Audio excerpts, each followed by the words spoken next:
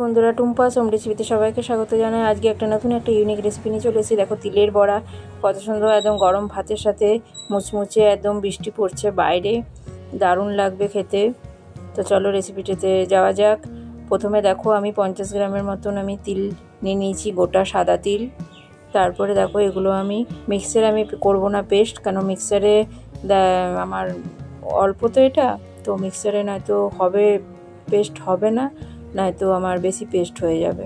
তো ওই জন্য আমি শিলনোড়াতে দুবার শুধু আমি বেটেছি, আধ বাটা একদম করতে হবে। দুবার বেটেছি, বাটতেও ভালো লাগছিল আমার তিলগুলো। তো বেটে দেখো আমি ভালো করে একদম বেশি খুব তিল মানে সহজেই দেখবে পিষে যায়। দেখো, দুবার শুধু বেটেছি, আমার হয়ে গেছে, একদম পুরো পেস্ট করবে না।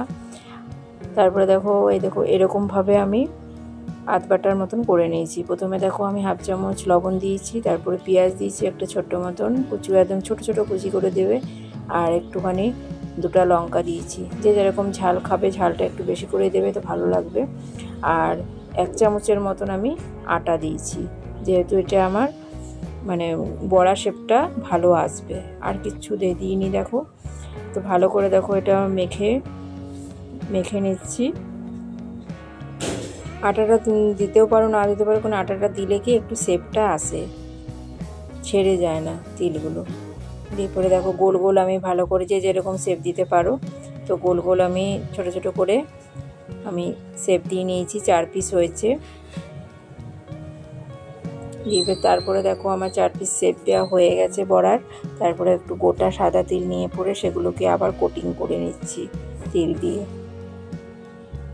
এটা ভাজলে পরে ভেতরেও তো ওটা খেতে ভালো লাগবে, তারপর উপরে যে গোটা তিল যে থাকবে সেটাও মুখে পড়লে ভালো লাগবে।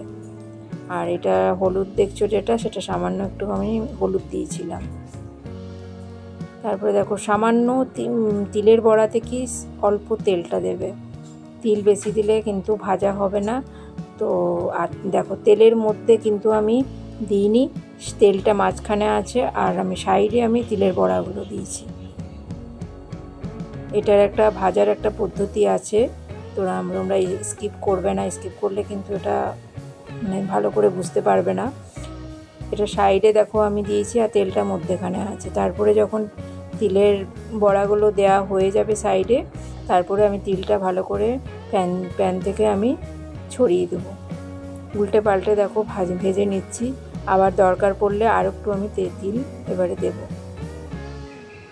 দেখো কত সুন্দর হয়েছে, দেখতে তো খুবই দারুণ হয়েছে, খেতে অসাধারণ হয়েছিল গরম ভাতের সঙ্গে, খুব ভালো। পোস্তর বড়া তো আমরা সবাই খেতে পারি না, পোস্তর যা দাম, তো তিলের বড়া করো, দুর্দান্ত লাগে।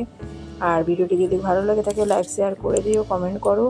আর আবার একটা নতুন একটা রেসিপি নিয়ে আসবো। নমস্কার।